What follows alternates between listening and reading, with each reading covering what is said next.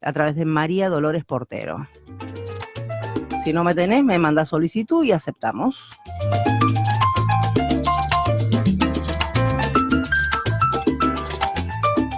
Bueno, arrancamos con el concejal Pafundi. ¿Cómo le va, César? ¿Cómo estás, estás? María? Bien, Muchísimas gracias por la no tan invitación, bien, no tan bien, Bueno, pero sí. bueno, hay cosas que realmente nos superan, ¿no? Y más cuando nos enteramos hace pocas horas. Sí, yo antes de entrar acá. Bien, bueno, estamos ahí con todo ese tema, así que, bueno, lo vamos a hablar seguramente después de tu entrevista, pero bueno, un tema que realmente... ¿Viene Claudia? No, tengo todo el material que me ha mandado Claudia, bueno, así que bueno. vamos a hablar un poquito, va a ser corto, pero bueno, tenemos bien, la palabra de la mamá de Natalia, de Laura Melman. Después, bueno, por supuesto, durante la semana vamos a ir deshilachando toda esta maraña de cuestiones, ¿no? Porque realmente vergonzoso, a mi criterio. Sí, no, la verdad no tengo muchas palabras para decir de las que acabas de nombrar. Y te repito, me acabo de enterar tocándote el timbre a vos. Bueno, concejal Pafundi, ¿cuántas cosas hay que hablar? ¿Qué fin de semana movidito? ¿Qué fin de semana realmente en el espacio Constantin Teatro el día sábado con la presencia del diputado Leandro Santoro? Así es. La verdad que uno, cuando los escucha, a mí me encanta escuchar a referentes que vengan de Nación, porque no siempre uno tiene la oportunidad, ¿no? Y muchas veces son muy interesantes las posturas que tienen o cómo se manejan. En este caso, bueno, mucha militancia, mucha efervescencia, lo hemos hablado fuera de aire. Sí. Realmente me gustó de pronto el manejo que tienen. Me gusta esto de que venga el referente y se quede y pueda hablar con uno, con otro. Me hubiera gustado que salga a recorrer un poquito. Sé que los tiempos son acotados. Sí, vienen un poco de maratón, ¿no? Porque en el mismo día creo que llegaron a ser 3, 4 localidades. Así que en ese sentido es como complicado que se queden un tiempo. Pero la verdad que a mí me gusta muchísimo cuando... Es como un recital, ¿no? O sea, uno puede escuchar el disco, pero en el vivo uno espera que sucedan otras cosas, quizás más profundas, y es lo que creo que ocurrió claramente con Leandro el otro día, ¿no? Yo la verdad que creo que es el discurso en estos últimos 2 años más interesante que escuché, por los temas que abordó, por cómo piensa la labor política, ¿no? Incluso del militante, y porque además creo que los temas que tocó son absolutamente transversales a toda la política, no solo a nuestro propio espacio. Es casi estaba dando un diagnóstico de época, ¿no? Y una enorme capacidad para traducir un montón de teoría a un lenguaje cotidiano. Yo siempre admiro muchísimo esa capacidad de traducción, si se quiere una capacidad didáctica. Que es importante, ¿no? Para la gente, ¿no? Porque sí, no todo el mundo tiene el lenguaje político. Totalmente, y es más, cada vez estoy más convencido que la política es o debería ser al menos un acto educativo, ¿no? Un acto donde uno trata de explicar a un público inmenso un montón de ideas que tienen detrás un montón de teoría también y trabajo, y me parece que el otro día Leandro apuntó específicamente a ese tema con una fluidez enorme. La verdad, de verdad, creo que es el discurso que en estos últimos 2 años más me llegó y más me identifico también, ¿no? Bueno, y lo más sorprendente es que, bueno, haciendo un poco nos vamos un poco para atrás y le contamos a la audiencia que el hoy diputado Leandro Santoro era militante radical. Claro. Y él hizo, irónicamente, ¿no? Hizo mención a todas estas cuestiones y le decía de pronto Osvaldo Storani, referente del MNA, el Movimiento Nacional Alfonsinista de General Alvarado, que bueno, que se vaya preparando, porque bueno, ¿cómo hace un radical para pasarse al peronismo? Cuando escuchan la marcha peronista. Hablaba de la marcha, ¿no? De la pasión que él sentía cuando... Los radicales se van a enojar conmigo, pero bueno, era realmente, bueno, les cuento que está compartida, está en todos los canales, bueno, en el canal de YouTube, en Twitter, en Facebook. Sí. y ya la han viralizado, así que bueno, el que la quiere escuchar que lo puede hacer. Lo hago siempre y déjame agradecerte también en el aire tu trabajo, que es documentalmente muy importante para nuestro presente, pero también como un documento histórico. Me parece que todo lo que haces, el hecho de ir, estar, asistir, escuchar, grabar, me parece fundamental. Muchas gracias. A mí me encanta cuando la gente de pronto, el otro día estaba en la charla del Colegio de Arquitectos y el arquitecto Pablo Origera, hablando del Boulevard Atlántico, al Boulevard Hotel Atlántico, decía de que había escuchado una nota mía en YouTube en julio del año pasado. Sí. Y digo, wow, bueno, o sea, sirve para algo realmente. Y sí, es así. Sí. Y volviendo a un poco lo de Santoro, me parece que planteó muy bien la necesidad de lo que implica el trasfondo de Unidad Ciudadana, que necesitamos reconstruir un frente nacional, popular, democrático, inclusivo, solidario, pero esta es la idea de un frente que pueda ejercer esa contracultura al sentido común del neoliberalismo. Me parece que la clave está ahí, en dar esa batalla cultural que implica el neoliberalismo, ¿no? Un poco a veces desde la militancia, desde las mejores intenciones y desde los más hermosos entusiasmos, muchas veces caemos en el pecado de la desinteligencia, ¿no? Y en el estado de estar todo el tiempo apasionados sin poder comunicarle a ese otro que en su mayoría no le importa lo que vamos a transmitirle, todo aquello que queremos transmitir. Me parece que apuntó muy bien a la necesidad de volver a crear ese vínculo entre esa persona que nada le importa la política y nosotros como un grupo de militantes que sí nos importa. Eso es lo que se ha roto. Cuanto más se quiebre ese lazo, más terreno gana el neoliberalismo. No importa cuántas razones tengamos y no importa cuántas verdades.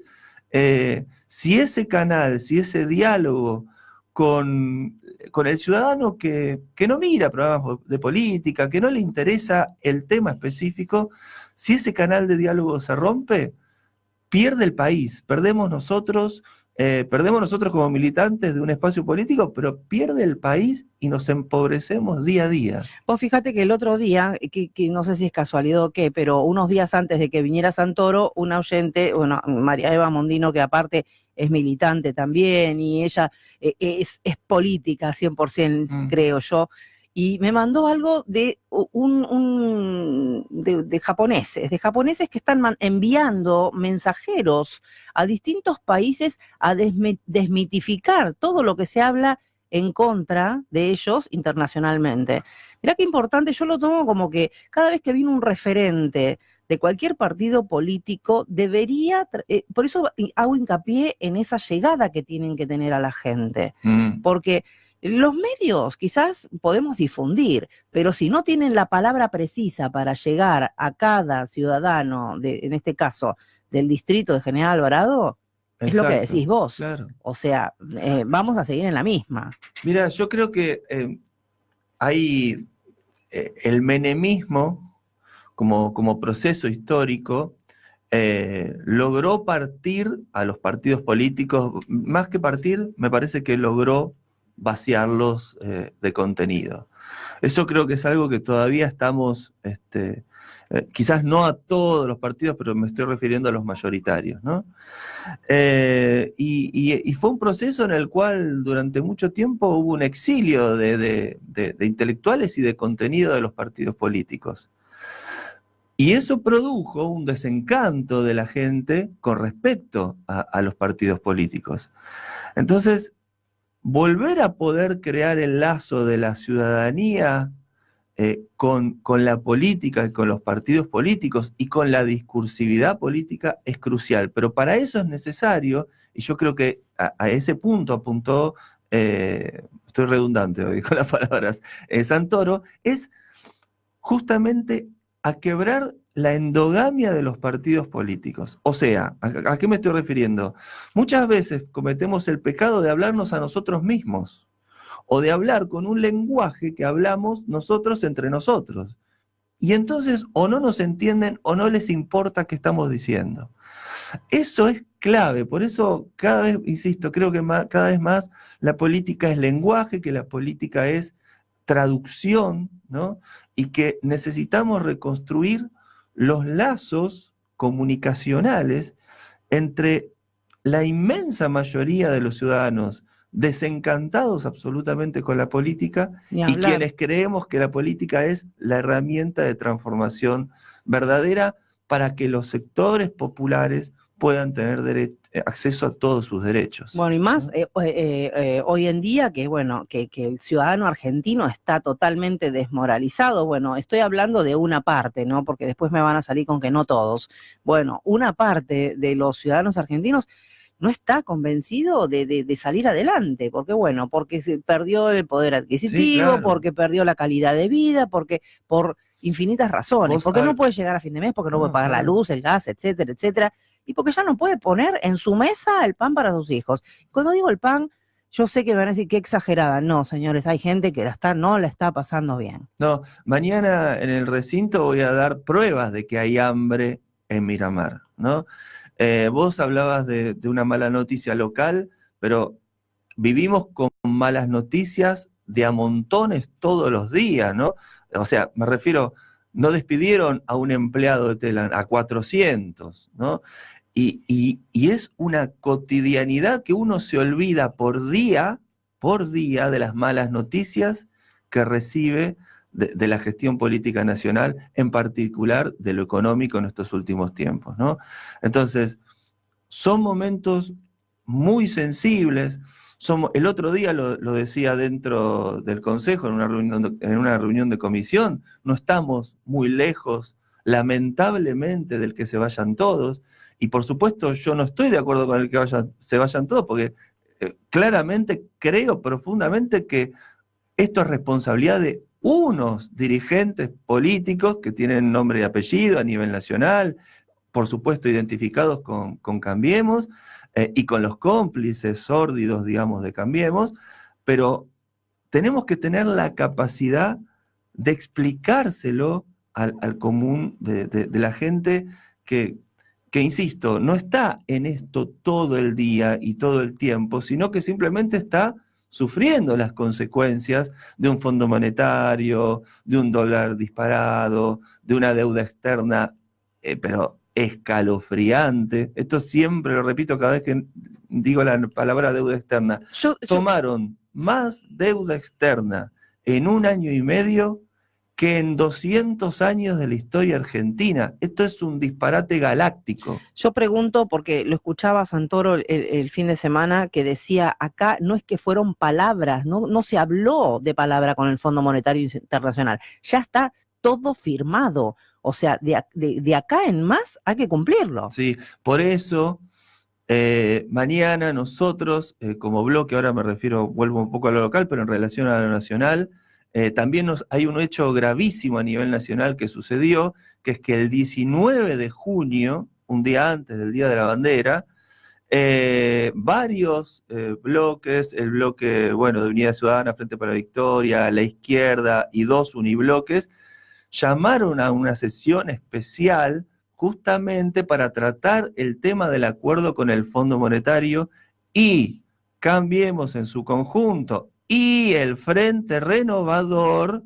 no quisieron dar quórum. Y eso, el oyente que estará diciendo, ¿y por qué eso es importante? Bueno, eso es importantísimo, porque cuando vuelva un gobierno nacional y popular, seguramente en el 19, necesita un argumento para decirle al Fondo Monetario, mirá, esta deuda de 50.000 millones de dólares que acaban de tomar, el Congreso no la aprobó, pero si los señores de Cambiemos y del Frente Renovador no se sientan a dar quórum y a rechazar el acuerdo, eso queda legalmente, digamos, firmado. Yo te hago una pregunta, volviendo a lo local. ¿Qué pasa con el bloque del Frente Renovador?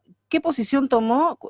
Recordámela porque no lo tengo ¿Con ahora. respecto a qué Con tema? respecto al Fondo Monetario, al rechazo que ustedes Bueno, presentaron, justamente, el proyecto de resolución. nosotros acabamos de presentar, digamos, como entrado, un proyecto de resolución, resolución en repudio justamente a todos los diputados que no se sentaron a dar quórum. Mañana vamos a pedir tratarlo sobre tablas. Bueno, veremos mañana qué pasa. Me imagino que va a pasar. Igualmente, esto que estoy diciendo acá en la radio lo voy a decir mañana en el recinto. Porque como es arriba es abajo. Bueno, ¿no? eso es lo que quiero. Exactamente, eso es lo que quiero decir. A ver, los partidos políticos no son solo nombres, son contenidos, son acciones, son decisiones. ¿Apoyamos tal cosa o desapoyamos? Porque es muy fácil venir a una radio o a una televisión en Buenos Aires, a un canal de televisión, y decir, no, sí, estamos en contra del Fondo Monetario Internacional. Bueno, pero cuando hay que firmar, cuando hay que hacer las acciones institucionales, legales, correspondientes, sentate y hace las cosas que corresponden. Entonces, lo que hicieron los diputados de Cambiemos y de Frente Renovador es catastróficamente atroz. No es, bueno, y me acuerdo al día siguiente salió Felipe Solá diciendo, no, bueno, nosotros estamos en contra del fondo, lo que pasa que como Argentina Federal no se iba a sentar, nosotros tampoco nos sentamos. Ese fue el argumento por televisión que dio Felipe Solá. Entonces, se hacen los rebeldes por televisión, pero cuando hay que sentarse en el Congreso, recordemos que Massa fue en el avión con Macri a Davos. Luego hizo que sus diputados y senadores aprobaran lo de los buitres. Esa fue la puerta para que estos, no sé ni cómo llamarlo ya, estos señores de Cambiemos tomaran más deuda externa que en 200 años de la historia argentina. Entonces, digamos, acá hay complicidad. Yo lo que voy a hacer mañana es preguntarle a todos los concejales, dentro de los cuales nos vamos a incluir nosotros. Nosotros no somos, lo voy a decir con estas palabras en el recinto, nosotros no somos adversarios del Fondo Monetario, somos enemigos del Fondo Monetario Internacional, yo y mis compañeros, ¿no? Entonces, queremos que los concejales se pronuncien acerca de qué piensan. Yo quiero que le expliques al oyente que de pronto no entiende, en un lenguaje claro, que de pronto no entiende qué es el Fondo Monetario Internacional y cuál es el compromiso que está adoptando en la actualidad el gobierno nacional y cuáles son las consecuencias. Muy buena pregunta. Porque me parece que, pero con palabras sencillas, sí, lo vamos a hacer como para que doña Rosa, don Jorge, que está sentado escuchándonos, pueda entender por qué se habla tanto del Fondo Monetario Internacional y cuáles van a ser las consecuencias para nuestro país y para nosotros, por supuesto. Buenísima la pregunta. Vayamos un poquito para atrás para entender por qué llegamos al fondo. ¿Se acuerdan la problemática de los buitres? Todos lo vimos en la televisión. ¿Qué eran los buitres? Eran ese puchito que quedaba a pagar de la deuda externa, ¿no?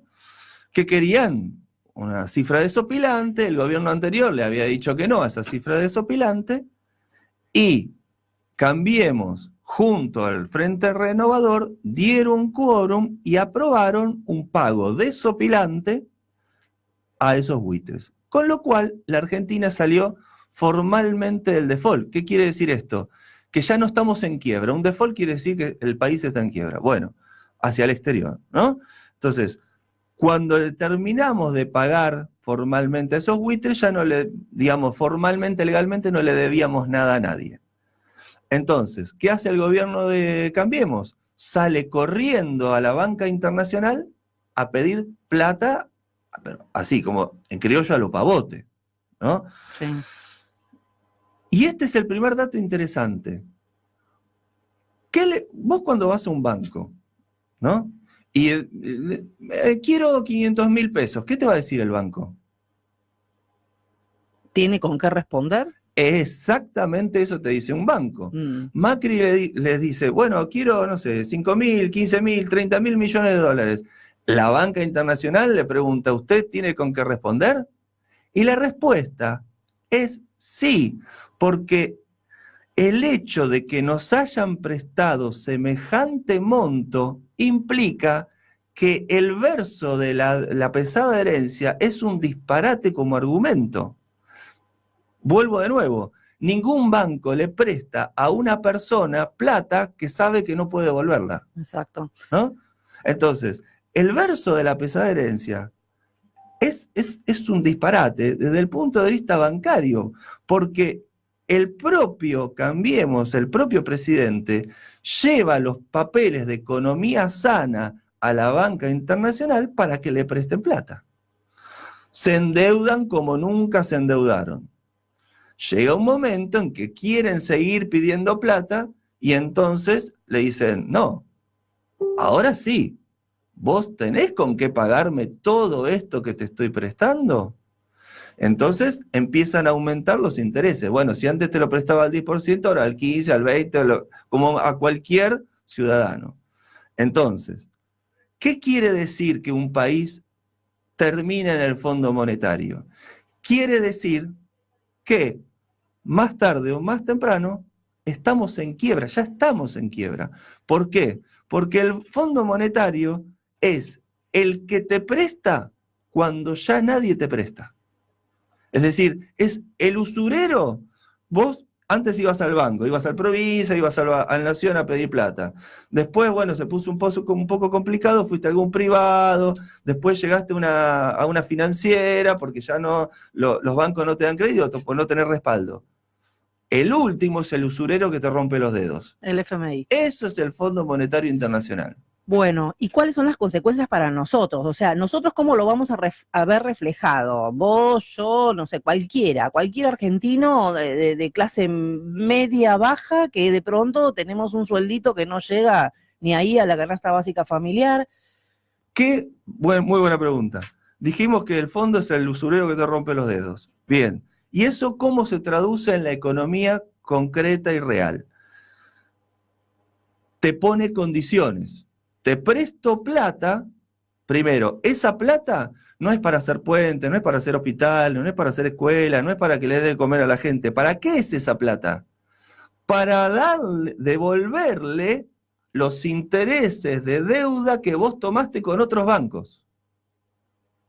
Estamos en el horno. O sea, esa plata que va a venir, que ya vino a los 15.000 millones, no la vamos a ver nunca. ¿Por qué? Porque es plata que viene para pagar intereses de la deuda ya tomada, ni siquiera capital. ¿No? Esto es como los créditos UVA, terminas pagando intereses, nunca terminas pagando capital. Entonces, es plata que viene para garantizarle a los acreedores que vos, país deudor, le vas a pagar. Eso quiere decir el Fondo Monetario. ¿Y qué te pide a cambio de darte esa plata? Que achiques el Estado, que eche gente, que tu población se empobrezca, ¿no? ¿Por qué quiere eso? Bueno, porque aparece el tema del déficit, de la balanza comercial, etc. Entonces, lo que te pide el fondo es que vos te achiques como Estado para que no puedas dar respuesta a todas las demandas de tu población. Moraleja, esto no es un mensaje apocalíptico, es simplemente una realidad. Nos vamos a empobrecer hasta que cambiemos de gobierno, porque lo que va a hacer el gobierno de Cambiemos, cuando no le alcancen esos 50.000 millones que pidió en el paquete total para pagarle a los deudores que tiene la Argentina, va a pedir más. Y cuanto más pida el Fondo Monetario, a cambio le va a pedir, bueno, entonces ahora cerrame 3 escuelas, entonces desarticulame un hospital como están haciendo con el Cruce, por ejemplo. Sí. ¿No?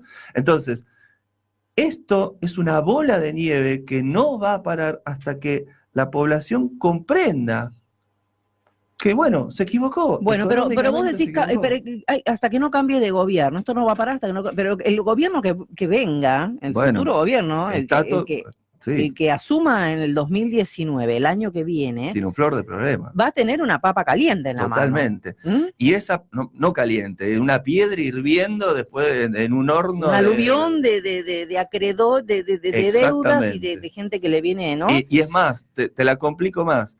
Cuando Néstor Kirchner va al fondo a pagarle, más allá de la discusión si había que pagar o no, había un argumento dando vuelta, que era mucho más que un argumento, que era un fallo judicial que decía que gran parte, judicial argentino, decía que gran parte de la deuda externa tomada, sobre todo en el proceso militar y en otros procesos también, como por ejemplo la estatización de Cavallo, era fraudulenta.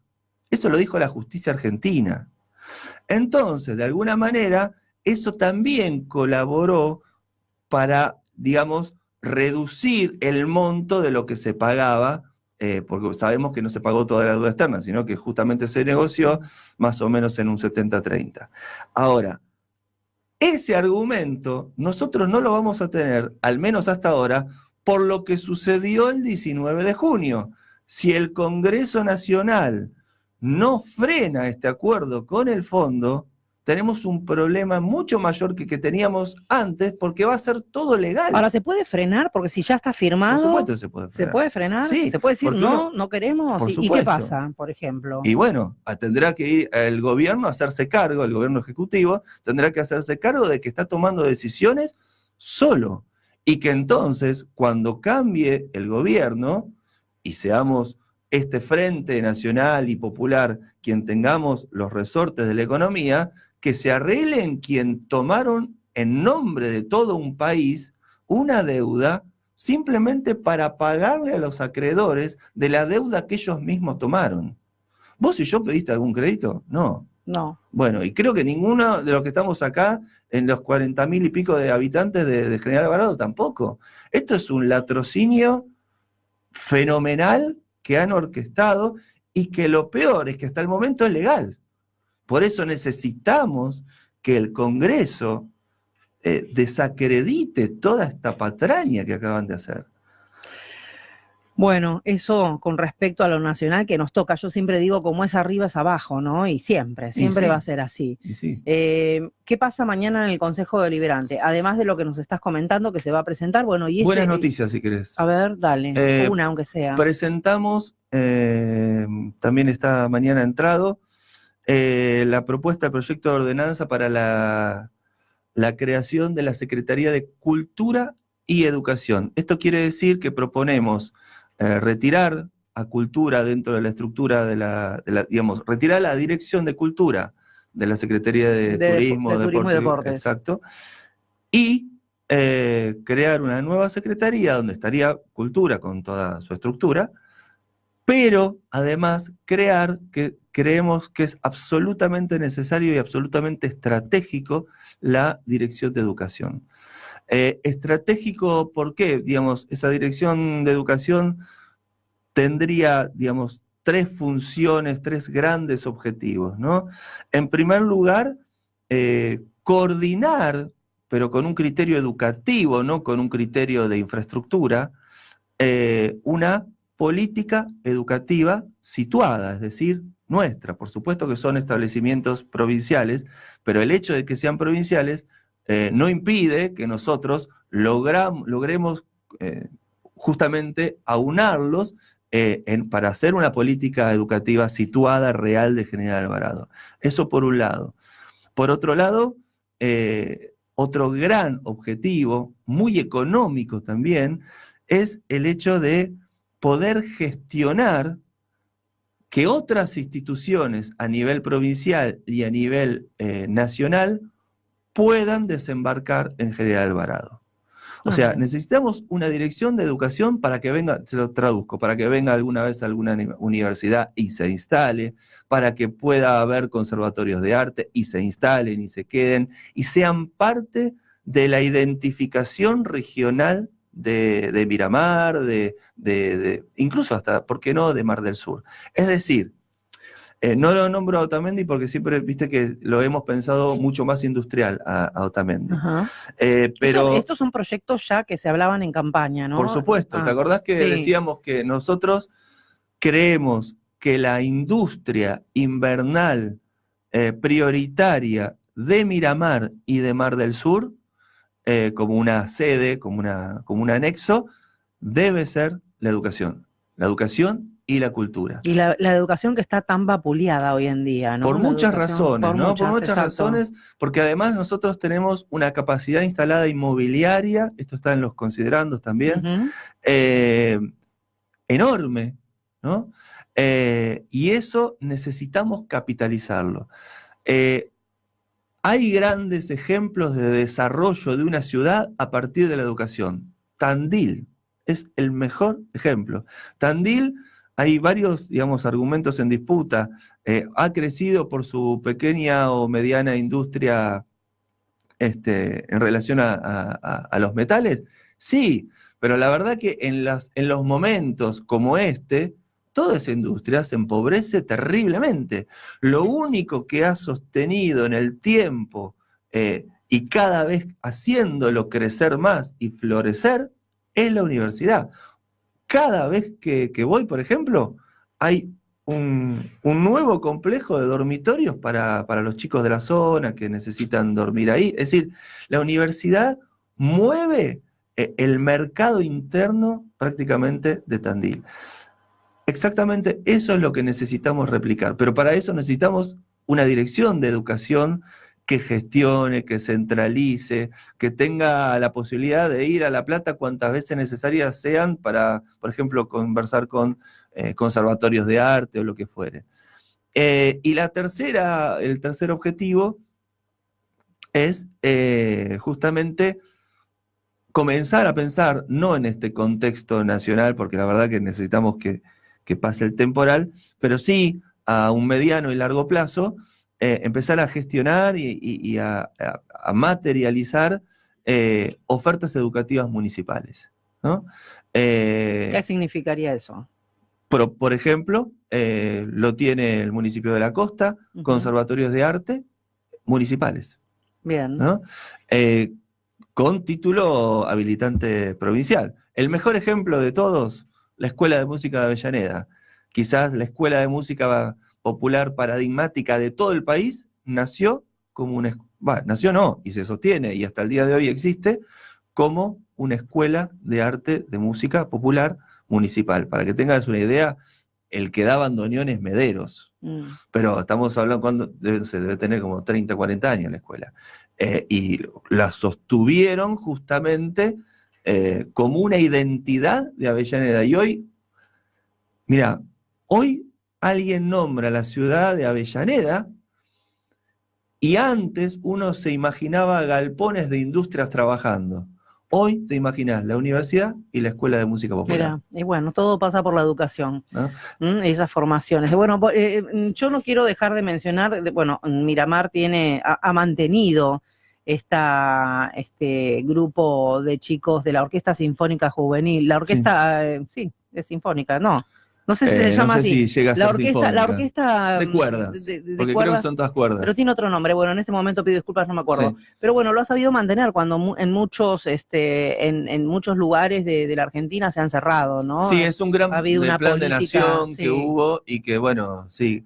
Ahí hay mucho sería laburo. Bueno apuntalar también esto que se está formando, porque hay muchísimos chicos que han ido, están tocando en distintos puntos de otras localidades y que realmente lo están haciendo magníficamente, me encanta. La Orquesta Infanto Juvenil, ahí me salió el nombre. Ahí está, verdad. Es verdad. Ellos, vienen trabajando ya hace un tiempo y creo que el municipio ha logrado mantenerlos y ha logrado invertir en equipo y todo eso, y eso me parece fantástico. Eso hay mucho laburo de los padres también acompañando, ahí sí. De los profesores también muy... los conozco poco, pero sé a través de distintos papás el compromiso que han tenido, ¿no? Hay mucho de militante artístico, ¿no? Y de sostenimiento. También. Pero me parece que desde la política nosotros no debemos todo el tiempo pensar que las cosas se van a sostener con militancia. Necesitamos institucionalizar las cosas. Necesitamos que desembarquen instituciones para poder garantizar una formación artística de acá a 50 años. Celebro, pero muchísimo, todo esto que estás nombrando de la Orquesta Infanto Juvenil. Pero lo que queremos es ir por más, ¿no? Ese es el punto. No, por eso decía, ir sumando quizás otras cosas que, bueno, bienvenido sea para los chicos, para los grandes, para todos, Exacto. ¿no? Y para eso y que tenga identidad de General Alvarado. Necesitamos, mira, hoy hablaba con Ian Antoni, porque estábamos hablando del proyecto de soberanía alimentaria. Y le decía, necesitamos encontrar una marca de la ciudad, ¿no? El mar no alcanza. Villa Gesell también tiene mar y Santa Clara también tiene mar. Necesitamos volver a encontrar una identidad que alguien en Buenos Aires, en Salta, diga la palabra Miramar y se identifique con algo. Y nosotros creemos que ese algo en invierno claramente tiene que ser la cultura, la educación y como concepto general la cuestión ecológica, llevado a los alimentos, llevado al cuidado, y nos parece que esas dos puntas centrales, me refiero a la ciudad de Miramar específicamente y Mar del Sur, tienen que ser el sello que nos identifique cuando desde Tierra del Fuego hasta Jujuy se nombre la palabra Miramar. Yo quiero, para ir más o menos cerrando, porque ya no tengo otra entrevista dentro de un ratito y tengo que ser puntual, pero César, yo quiero hablar del proyecto de soberanía alimentaria que me parece maravilloso. Me parece que es un proyecto largoplacista, por supuesto, porque hay mucho para trabajar, hay mucho por concientizar. ¿Qué hacemos con la gente hoy, en lo inmediato? ¿Qué hacemos con toda esta gente que nos está pidiendo a gritos que no llega a fin de mes, que no llegamos a pagar la luz, el gas? Los impuestos es lo de menos porque cuando no tenés para comer, lo que menos pensás es en pagar los impuestos. Mira, hoy justamente me subí al auto al mediodía, estaba escuchando a una entrevista, Pascual le hacía a David, y como al pasar, me dice, escucho que dice, Pafundi presentó algo, pero para que tengan un sueldo digno en el año 2025. Sí. Creo que es la primera propuesta para que los municipales tengan un sueldo digno en toda la historia de Miramar. O sea, que tiene un cómo, cuándo, con qué herramientas, en qué lapso, etc. Bueno, pero al menos hay una fecha. Por eso. Pero además, un poco para responderle a Marcelo, nosotros fuimos los únicos que, me refiero a Unidad Ciudadana de Frente para la Victoria, justamente el otro día, hará una semana y media, en las comisiones, volvimos a presentar la necesidad imperiosa de que vuelvan municipalmente los comedores solidarios, ¿no? Que ya hay por todos lados. Claro, pero necesitamos que el municipio se lo ponga, necesitamos que el Estado, ¿no? Nosotros presentamos un proyecto de soberanía alimentaria para proponerlo hoy y que dure 50 años. Pero somos perfectamente conscientes, y créeme que hemos sido los propulsores de esto, de que hoy necesitamos darle de comer a la gente, en paralelo a ese otro proyecto. Ahora, si nos preguntás a nosotros, como Unidad Ciudadana, ¿qué podemos hacer al respecto? Bueno, ahí sí, lo que nos queda es la militancia, pues nosotros no tenemos recursos del Estado, eso lo tiene el Estado municipal. Aparte, me imagino que cuando vos hablás de que se tiene que hacer cargo el Estado, estamos hablando no solamente del municipal, sino del provincial y el nacional también. Pero en el caso local, en el caso municipal, yo creo que no es justo que haya gente que esté brindándole asistencia a gente cuando a partir de donaciones, o sea, que estamos el pueblo... Sí. Es lo que estamos haciendo nosotros, claro. Pero que no me parece mal, porque es una cuestión solidaria y es parte del cuidado del otro. Claro, pero convengamos en que el Estado tiene la obligación de que en estos casos de necesidad extrema como se está teniendo. La respuesta del oficialismo en comisión es que planteamos una comisión nueva en una reunión donde va a venir Desarrollo Humano a contarnos qué están haciendo. Nosotros seguimos insistiendo y de hecho lo vamos a seguir presentando. Porque yo soy una histérica de los tiempos, porque si me decís, bueno, mi hijo tiene hambre, o mi hijo tiene que tomar la leche, y bueno, y espera, voy a ver, no, hoy, sí, ayer. Sí. Los tiempos son sí. fundamentales en Sí. este momento. Estamos en una real emergencia económica, se va a agravar, ¿no? No importa qué quiera yo, qué quieras vos, es un hecho matemático. Con estas políticas económicas es un hecho matemático y todos necesitamos ahogar este incendio. Algunos podemos hacerlo desde la voluntad ciudadana, de la voluntad militante, pero como decís vos, necesitamos que los estados municipales, provinciales y nacionales se hagan cargo. Del provincial y del nacional no espero absolutamente nada. Son los que nos están llevando esta barbarie económica. Ojo que no estoy diciendo que el pueblo está bancando, porque no, ya me parezco a Lilita. Las declaraciones de Lilita Carrió, Estás muy lejos que de ser realmente, ¿no? Que la clase alta dé propinas a los, Sí, no, media alta. Estás muy lejos de ser, Lilita, quédate tranquila. Me muero, no, estaría, con todo el respeto que se merece, ¿no? Pero realmente nefastas. Bueno. Pero sí, me parece que por eso nuestra postura política, lo vas a ver mañana también, nos parece que es momento de interpelar fuertemente al gobierno municipal. ¿De qué lado están? Que se jueguen. No pueden seguir absteniéndose de las cosas como han hecho con el pacto fiscal. O sea, realmente, por ejemplo, lo que acabamos de explicar, con la cuestión del fondo, ahí no hay gris. ¿Estás con el fondo o estás en contra del fondo? Insisto, con el Fondo Monetario y con semejante crisis económica no hay grises. Y me parece que la historia va a dar cuenta de todo esto que estamos diciendo.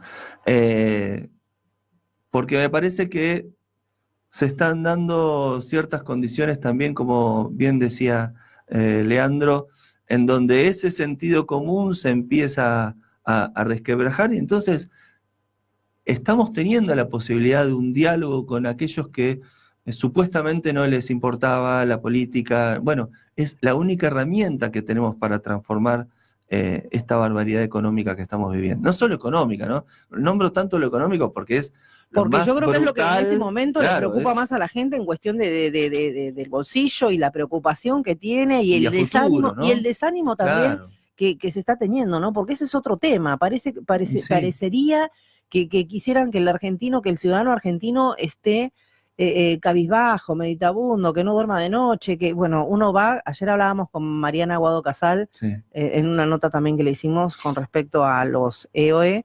Sí, bueno, realmente, tema docente. Hoy estoy acá porque estoy de paro. Bueno, y que realmente ella me decía, lo peor es que te empiecen a gatillar en la cabeza.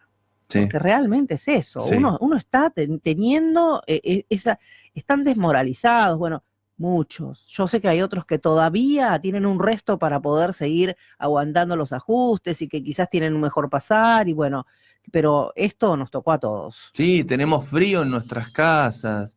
Los docentes no tenemos un aumento desde abril del 17.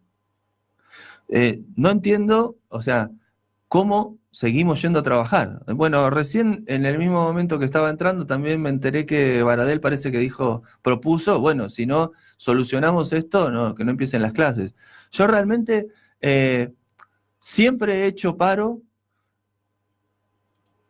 he visto mucha gente hoy de Cambiemos haciéndole paro a Scioli, docentes, hoy concejales, haciendo paro, yendo a las manifestaciones por cuestiones muy lejanas económicamente a las que estamos viviendo hoy. Yo la verdad no entiendo cómo seguimos dando clase. Lo digo desde trabajador que soy, y desde 4 hijos que tengo y los 6 perros, o sea, no lo entiendo económicamente. ¿Con qué te calentás en tu casa? ¿No? Yo sé que hay muchos docentes que no se suman, que cada uno tendrá sus razones y cada uno tendrá sus... Pero yo sé que hay algunos que no están de acuerdo con estas políticas del gobierno nacional, pero que igual no se están sumando a las marchas y que no están saliendo a la calle. Eso a mí no entiendo porque pienso como vos, ¿no? De que a todos nos está llegando, a todos nos está tocando, y no sé por qué no te sumás. Cuando antes te sumabas. Antes te sumabas. ¿No? ¿Vos te acordás un diciembre donde había paro docente, más paros de policías? ¿Dónde están los policías haciendo paro? Digo, están reprimiendo ahí en tribunales, bueno, por eso, en el caso Melman. Ahí están los policías. Que ahí hay realmente cosas profundas a repensar, ¿no? Dios, no quiero hablar, o sea, no me hagan hablar. Es más, yo los he defendido así cuando realizaron el paro, porque me parecía que su salario no estaba acorde a sus necesidades, que me van a decir que ahora ganan mucho más y su poder adquisitivo está muchísimo mejor. Me parece que hay cosas verdaderamente, cada uno se tiene que preguntar, a ver, ¿por qué hice esto hace 2 años y ahora pero no la lo gente hago? También, César, tiene mucho miedo, ¿no? Miedo a quedarse en una situación de desamparo total, con la falta de trabajo, con todo lo que está pasando, porque no solamente son los trabajadores de Telaman los que han echado, sino también por cuestiones de ideología política, que eso Pousa cuando lo dijo, yo dije, no puede estar diciendo este hombre esto, porque ya es se están habilitando ciertos discursos que yo no lo podía creer, severamente pero bueno, peligrosos. Creo que de pronto la gente tiene miedo de eso, de quedarse sin nada, de quedarse sin trabajo, de quedarse porque hay gente que, bueno, que tiene un ritmo de vida que no va a soportar.